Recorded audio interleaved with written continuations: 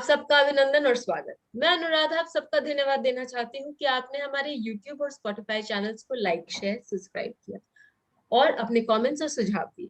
यदि आपने हमारे YouTube और Spotify को सब्सक्राइब नहीं किया है तो जरूर करें, और Spotify को सब्सक्राइब करने के लिए आपको नीचे यहाँ पर एक लिंक दिया जा रहा है जो कि आप जिससे आप सब्सक्राइब कर सकते हैं। यदि आपने स्पॉटिफाई को सब्सक्राइब किया तो आप जहां भी कहीं भी इन सभी वीडियोस को ऑडियो फॉर्म में सुन सकते हैं और उसका मजा ले सकते हैं। सर, आपका बहुत बहुत अभिनंदन और स्वागत। नमस्ते बेटा। हम आज फिर जुड़े हैं चंद्रशेखर शर्मा जी के साथ। उनके छोटे छोटे जो श्लोक होते हैं उनमें बहुत गुण भरे होते हैं और बहुत सारी बातें होती हैं जो हमें बेसिक्स की भी सीखने को मिलती है। आज सर से हम बात करेंगे एक श्लोक भावार्थ रत्नाकर की के एक श्लोक की, लेकिन उससे पहले आप लोगों को ये बता दें कि सर भावार्थ रत्नाकर पर एक टिप्पणी लिख रहे हैं। तो इनफैक्ट उन्होंने लिख दिया है और वो जो टिप्पणी है वो पब्लिश हो गई है। सर, आपने लघु पराशरी पे टिप्पणी लिखी, आपने अब भावार्थ रत्नाकर पर लिखी, तो सर ये किताबें तो ऐसे दिखने में छोटी पतली हाँ, दुबली बहुत लगती छोटी हैं, तो है। ऐसे लेकिन इन पर क्यों? इस पे लिखने का कारण ये था बेटा कि हम बड़े-बड़े ग्रंथ पढ़ते हैं और हम ये समझते हैं कि बड़ा ग्रंथ पढ़ने पे हमें सब कुछ मालूम हो गया। तो देखो ऐसा है कि ये ज्योतिष जो है ये अथांग सागर है। जी सर। इसमें से मोती भी आ सकते हैं, इसमें से मगरमच्छ भी आ सकते हैं, इसमें से व्हेल भी आ सकते हैं, इसमें से शार्क भी आ सकते हैं। जी सर। हमारी टेंडेंसी जो रहती है, हमारी जो प्रवृत्ति रहती है, हम ये बड़े चीज़ों को देखते हैं। जी उनके सर। पीछे के जो छोटे महत्व के जो तत्व है, उनको कई बार हम भूल जाते हैं। जी सर। जब हम किसी भी घटना को कब घटित होगी इसका अंदाजा लगाना चाहते हैं, टाइमिंग ऑफ इवेंट्स, जी सर। जिसको हम टाइमिंग ऑफ इवेंट्स कहते हैं, उस वक़्त बहुत सारी हमारे दिमाग में भ्रम की परिस्थिति दशाओं के बारे में हो जाती राइट सर। है। ये दशाओं का वर्णन बड़े ग्रंथ में दिया ही है, दिया नहीं है ऐसा नहीं है, परंतु उनको समझने में हम गड़बड़ कर लेते हैं कि सूर्य की दशा होगी तो आपको रायश प्राप्त हो जाएगा, फिर रायश नहीं प्राप्त होता, फिर हम रोने लगते हैं, है ना? तो इसके लिए इनको सही परिप्रेक्ष्य में समझने के लिए मैंने सोचा कि लघु पराशरी 47-48 श्लोकों का ही ग्रंथ है, छोटा ग्रंथ है। ये केवल उसी पे केंद्रित है, विंशोत्तरी दशा के और नक्षत्र दशाओं के फल कैसे प्राप्त होंगे, और वो समझने के बाद में हम इसका जो निचोड़ है वो समझना चाहते हैं, तो वो समझ में आता है। समुद्र का पानी खारा रहता है, पियोगे तो उल्टी होती है, परंतु उसको जब आप वो पानी को सुखा देते हो और जब नमक बनता है ना, ये नमक हमारे अन्न में स्वाद देता है। जी। तो वो दिखने में छोटा सा रहता है, हम्म। आप बहुत सारा पानी उसको उसको एवेपोरेट करते हैं, गुजरात के कोस्ट में करते थे, आजकल तो केमिकल बनता है, पर पहले जो बनता था अभी भी बनता है। तो इसको ख्याल में रखिए। तो इसलिए मैं ये सोचता हूँ कि छोटे ग्रंथों में भी कुछ बहुत बड़ी महत्व की चीज़ दी रहती है, जो हम बड़े ग्रंथ पढ़ते वक़्त हमारे दिमाग में नहीं आता, वहाँ लिखी रहती है, हमें नहीं दिखती। जी सर। ये मैं हाँ, और ये दोनों ग्रंथ तो मेरे पिताजी भी बोलते थे, ये 2 नहीं समझे तो तू कुछ भी नहीं समझेगा। तो हमको भी बड़ा बुरा लगता था, हम बड़े-बड़े उस वक़्त ग्रंथ आते थे तो पढ़ते थे। हमको लगता था बहुत विद्वान हो गए, तो उम्र तो छोटी ही थी वरना 7-8 साल से मैंने पढ़ना चालू किया था। तो ऐसे एक बार बोले, वो बोले बेटा इनको केवल पढ़ मत। तो मैं बोला ये तो मैं 5 मिनट में पढ़ लूँगा। तो बोले वो तो ठीक है 5 मिनट पढ़ ले, उसको समझने की कोशिश कर। पढ़ना तो सबको आता है, मेमोरी भी तेरी उस वक़्त तो मेरी याददाश्त अच्छी रहती थी। एक बार देखता तेरे को ख्याल में रह जाता है, परंतु वो जब तक दिमाग में नहीं जाता ना उसका कोई काम नहीं है ऐसा बोले। तो फिर उस वक़्त तो मुझे बुरा लगा। धीरे-धीरे की उम्र होते गई तो मेरे को ख्याल में आया कि इसमें बहुत ज़्यादा कुछ रहस्य है। तो अब इस उम्र में मैंने सोचा कि मैं उसके बारे में लिखूँ और तो सर एक रहस्य में जो उसके पीछे के तत्व को लिखना चालू करूँ, क्योंकि जी सर। उसका ट्रांसलेशन उसका जो भाषांतर है वो बहुत विद्वानों ने किया है। मैं ये देख रहा हूँ कि ऐसा इन्होंने क्यों बोला, क्या कारण होगा? ये यदि हमको परिणाम बताए गए हैं तो इसके पीछे शास्त्रीय कारण क्या है?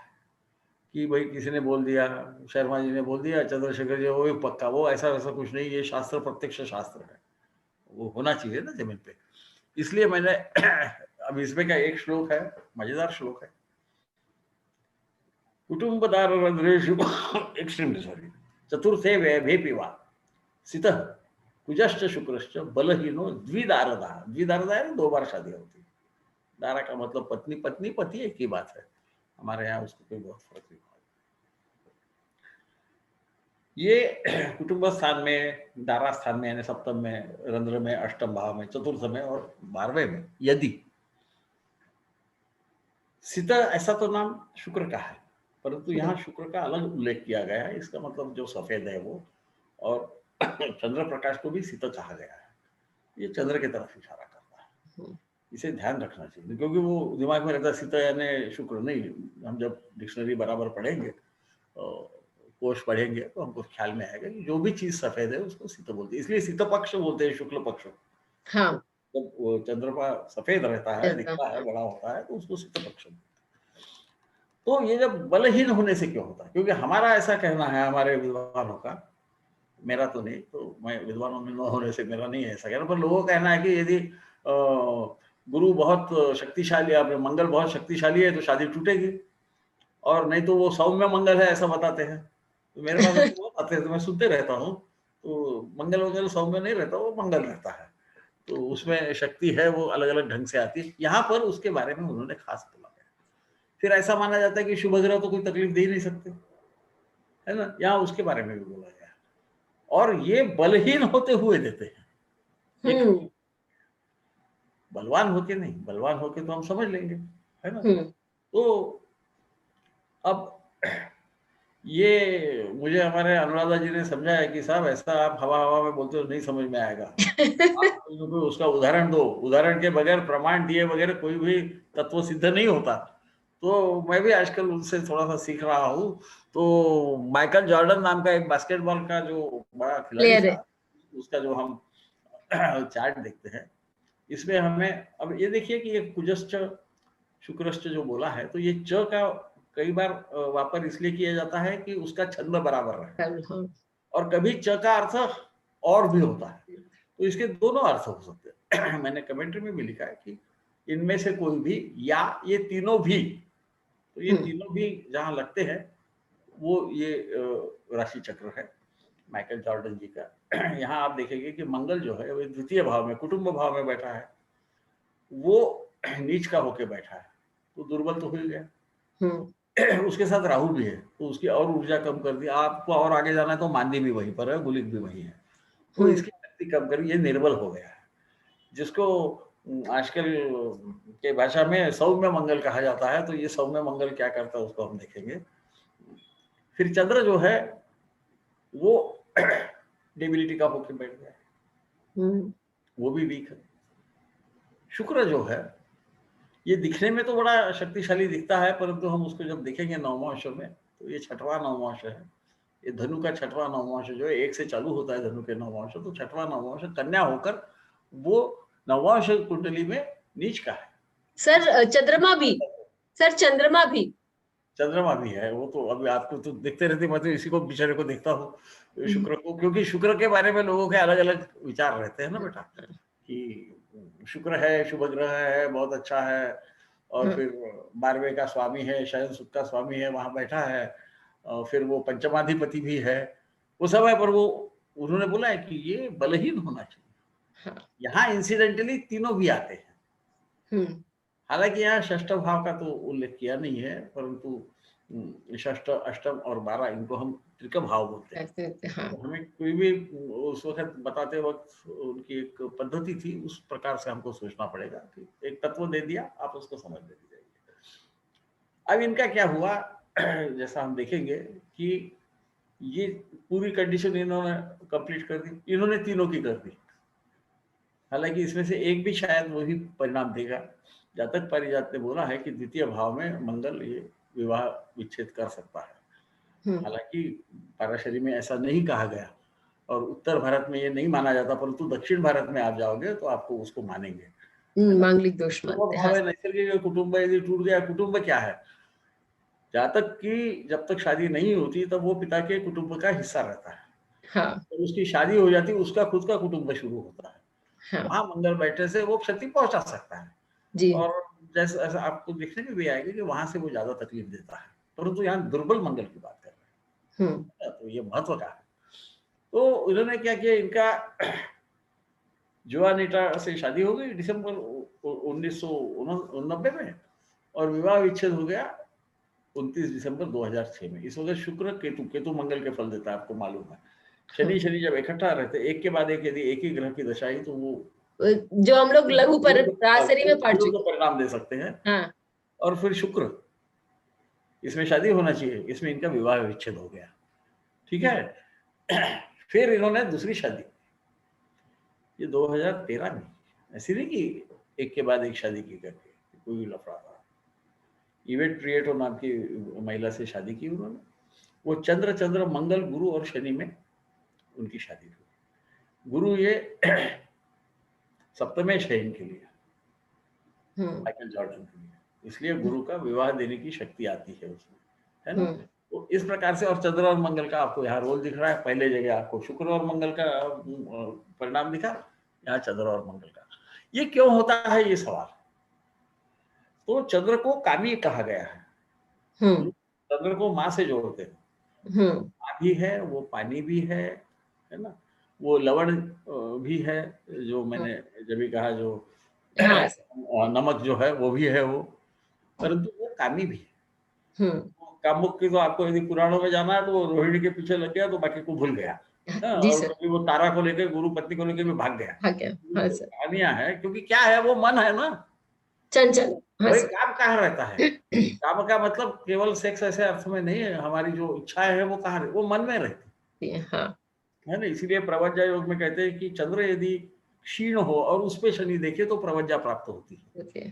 चंद्र यदि पावरफुल होगा तो वो कामनाएं जाएगी नहीं मन से। हम ऐसे सोचेंगे कि हमारे को नहीं है, परंतु कामना का अर्थ बहुत सारे हैं। मुझे गाड़ी होना, मुझे घोड़ा होना, मुझे तो सब कामना में। इसलिए चंद्र का नाम उभर लिया है कि ये क्षीण होकर कई बार कामना पे अपने, और क्षीण ग्रह दुस्थानों में जाके वो शक्तिशाली हो जाते हैं, ये एक सिद्धांत है। मुझे लगता है उत्तर कालामृत में उसके बारे में लिखा है, पढ़ लीजिए उसको। शुक्र का क्या संबंध है। शुक्र ऐसा भी आपको मालूम है कि पुरुष के कुंडली में सप्तम में शुक्र रहा तो जरा उसको जरा ज्यादा ही वो प्यार करने वाला रहता है। वो उसका इमरान हाशमी आजकल बोलते हैं वैसा, वो बेचारा नहीं है, वो तो एक्टर है, वो तो ऐसी मजाक कर रहा हूँ। ये तो, पर ये स्त्री को भी लागू पड़ेगा जी। वो वीर्य पे अधिकार रखता है जी, और मंगल जो है रज पे अधिकार रखता है। देखो ये जब तीनों भी तकलीफ में आएंगे तो ये परिणाम ज्यादा दिखेंगे। हाँ। अकेला भी होगा तो भी वो कुछ न कुछ प्रमाण में वो परिणाम देगा जी सर।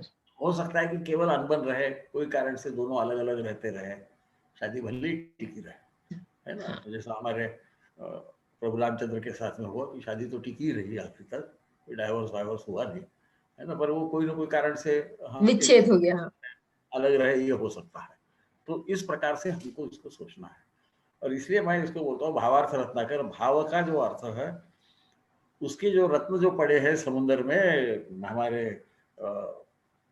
ज्योतिष के लाख ग्रंथ है, हाँ, ऐसा बोलते हैं, लक्षम व्याकरणम प्रोक्तम चतुर्लक्षम तो ज्योतिषम, कि व्याकरण तो 1 लाख प्रकार के हो गए, 4 लाख प्रकार के ज्योतिष के ग्रंथ है अलग अलग। तो वो शायद 4 लाख श्लोकों के बारे में बात करते होंगे, पर उतने भी हमारे दिमाग पर रहना असंभव है।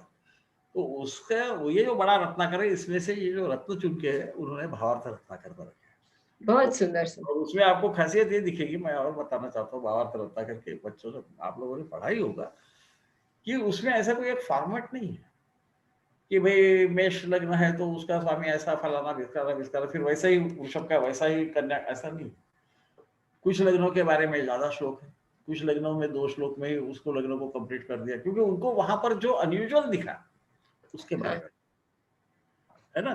तो इसलिए मैंने बोला कि एक जो इसमें सबको इंटरेस्ट रहता है, यंग लोगों को ज्यादा रहता है कि 2 शादियां होगी, 1 शादी होगी, है ना, मियाँ बीवी का एक दूसरे में शक होगा तो रहता है, पर इसका प्रयोग बुरे काम के लिए न करें। ये केवल एक संभावना बताता है, इस संभावना को कैसा हमने कंट्रोल करना, ये हमारे मन से ही करना है। चंद्र की बात ही वो कर रहे हैं, तो चंद्र आपके मजबूत कर लो तो फिर आपका दिमाग जगह पे आ जाएगा। तो ऐसा मत समझिए कि ऐसा ही होगा, परंतु तो इसका मतलब ये है कि हमको इसमें के रत्न कहाँ है ये ढूंढना पड़ता है ज्योतिष के समुद्र में। रामानुजाचार्य जी ने बहुत बड़ा काम किया है, ये हमको अनायास दिए हैं, इनको हम देखे परखे, रत्न परखे वगैरह उसका प्रयोग नहीं किया जाता, और उसका प्रयोग अच्छा हो गया तो इनको अच्छा संजो के रखे हमारे दिमाग में। तो हमको जब राशि चक्र का हम विश्लेषण करेंगे तो ये हमें बहुत काम में आएंगे।